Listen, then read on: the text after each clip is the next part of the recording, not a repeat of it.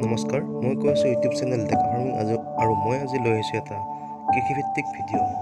আপোনালোকে নিশ্চয় জানে অসমীয়াত এষাৰ কথা আছে, ব্যৱসায় বাণিজ্যই লখিমী, কৃষি হ'ল তাৰ আধা, চাকৰি কৰাজন দেশ। মই এইখিনি নকওঁ। গতিকে আপুনি যদি ব্যৱসায় কৰা নাই বা চাকৰিও কৰা নাই, তেনেহ'লে আপুনি এই লক্ষ্মী কৰ্মটোকে আদৰি লওক। এনেকুৱা কিছুমান খেতি কৰক যিটো খেতি আপোনাক স্বাৱলম্বী কৰি তুলিব পাৰে।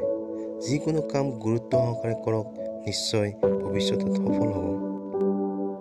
মই এনেকুৱা কিছুমান খেতিৰ বিষয়ে আপোনালোকক মোৰ এই চেনেলটোৰ যোগেদি ভিডিঅ' আগবঢ়াম, য'ত আপুনি প্ৰতিদিনে 2 ঘণ্টা কাম কৰি মাহিলী 30,000 পৰা 40,000 টকাতকৈ অধিক উপাৰ্জন কৰিব পাৰিব।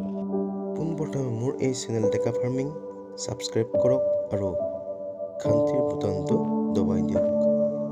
মই আজি লৈ আহিছোঁ মালভোগ কল খেতিৰ বিষয়ে অলপ ক'বলৈ।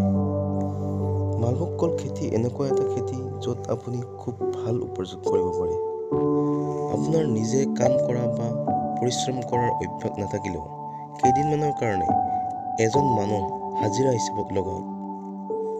মানুহ লগাই এই কামটো আৰম্ভ কৰিব পাৰে, যিহেতু ৰোপণ কৰাৰ পিছত ইয়াৰ বেছি কাম নাথাকে। আপুনি পোনপ্ৰথমে 2 বিঘা মাটিত আৰম্ভ কৰক এই মালভোগ কলৰ খেতি, আৰু প্ৰথম বছৰত অকণমান কষ্ট কৰক।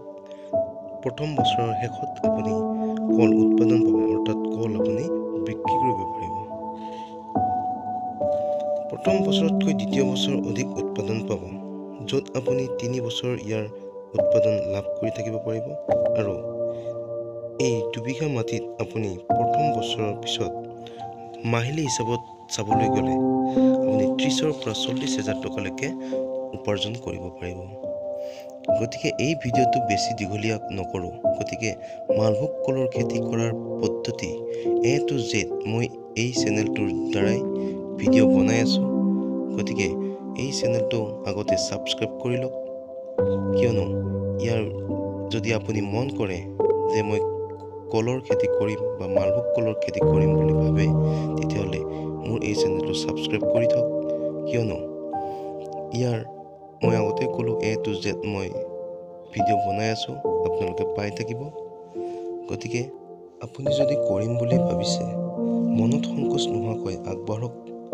আপুনিতো জানেই, কৰ্মই ধৰ্ম। খেতি কৰাজন কিন্তু মানৱ জীৱনত শ্ৰেষ্ঠ লোক। গতিকে এই ভিডিঅ'টো যদি ভাল লাগিছে, লাইক কৰক, শ্বেয়াৰ কৰক। ধন্যবাদ।